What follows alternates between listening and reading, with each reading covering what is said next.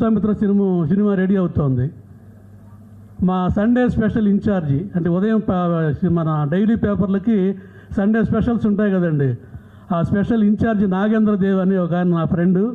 శివ, మరి ఇంతవరకు బ్రహ్మర్షి విశ్వామిత్ర స్టిల్స్ బయటకు రాలేదు, ఆ పెయింటింగ్ ఏమైనా వేసిస్తావా ఎన్టీఆర్ని విశ్వామిత్ర గెటప్లా అన్నాడు. అంటే వేసిచ్చా. అది ఎన్టీఆర్ దృష్టిలో పడింది. అది పడి ఆయన మా రిపోర్టర్లను అడిగారంట, ఎవరు ఈ బొమ్మ వేసిందంటే శివప్రసాద్ అండి, శివరంజని చీఫ్ ఆర్టిస్ట్ అని చెప్పారంట. వెంటనే మా ఎడిటర్ బాలరెడ్డి గారికి ఫోన్ చేశారు. ఆయన బాలరెడ్డి గారు నాకు చెప్పాడు, శివప్రసాద్ గారు మిమ్మల్ని ఎన్టీఆర్ పిలుస్తున్నారంట. నిజమండి. ఎందుకండి అన్న, ఆయనకేదో పని ఉందంటండి, మీరు వెంటనే వెళ్ళండి అన్నారు. పని ఉందంట అంటే ఇక్కడ ఎవరు ఏమనుకోవద్దు, ఎన్టీఆర్కి సంబంధించినటువంటి రూమర్స్ చాలా ఉండేవి ఒకప్పుడు. ఎన్టీఆర్ పని చేయించుకున్న డబ్బులు ఇవ్వరంట అని ఒక పెద్ద రూమర్ ఉండేది. నేను చిన్నప్పటి నుంచి ఎన్టీఆర్ అభిమాని అయినా సరే పని చేయించుకున్న డబ్బులు ఇవ్వడంట కదా ఎందుకులే అని నేను నాంచాను వెళ్ళటానికి. మళ్ళీ ఫోన్ వచ్చింది ఎన్టీఆర్ దగ్గర నుంచి, ఏంటంటే ఇంకా వెళ్ళలేదు, ఆయన మీకోసం చూస్తున్నారు అక్కడ ఎన్టీఆర్, వెళ్ళండి అంటే ఇక అప్పుడు బయలుదేరా. నేను ఒక్కడనే కాదు, నాతో పాటు జీవి రమణ అనే మా ఫ్రెండ్ని, విజయభాస్కర్ అనే ఇంకో ఫ్రెండ్ని వెంట పెట్టుకొని ముగ్గురం కలిపి అబిడ్స్లో ఎన్టీఆర్ ఇంటికి వెళ్ళామండి. వెళ్తే ఆ వైభవం, రాచ మర్యాద అంటే ఏంటో అక్కడ చూశాను నేను. నిజమండి. మామూలుగా ఇప్పుడు ఇళ్ళకి ఎవరైనా వచ్చారనుకోండి, మన ఇంటికి చుట్టాలు ఫ్రెండ్స్ ఎవరో ఒకరు వస్తుంటారు కదా, ఏమైనా టీ తాగుతారా అంటే మేము తాగండి అంటే ఇంకా మర్చిపోతారు, ఏమీ మర్యాద ఏమి ఉండదు, ఇంకా జస్ట్ కూర్చొని వెళ్ళిపోతుంటారు. కానీ అక్కడ మేము వెళ్ళిన తర్వాత ఎన్టీఆర్ ఏం చేశారంటే అందరికీ టీ ఆఫర్ చేయించారు. అక్కడ వాళ్ళ స్టాఫ్తోని అందరికీ టీ ఇచ్చారు.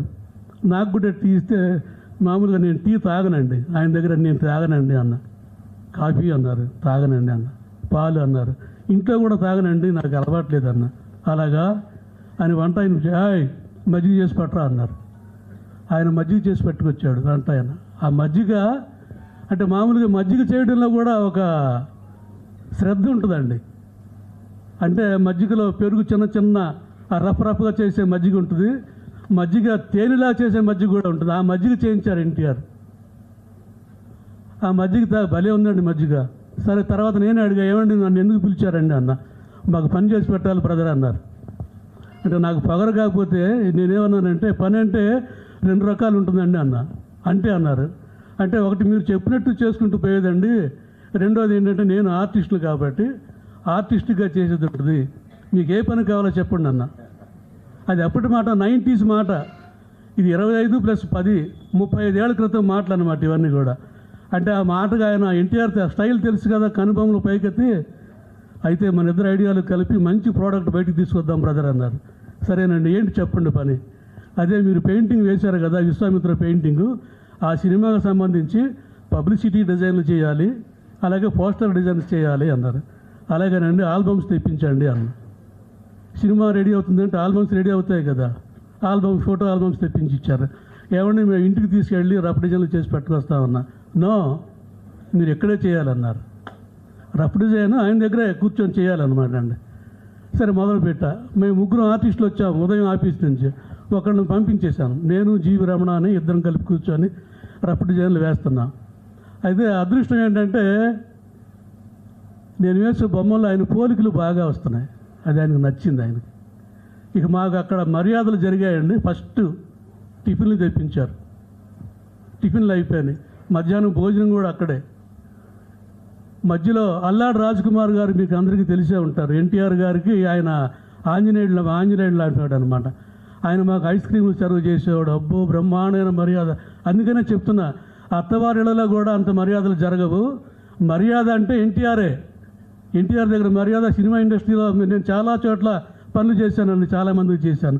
దాసరి గారికి పని చేశాను, చిరంజీవికి పని చేశాను, రామోజీరావు గారికి పని చేశాను. నేను అంత మర్యాద ఎక్కడా లేదు.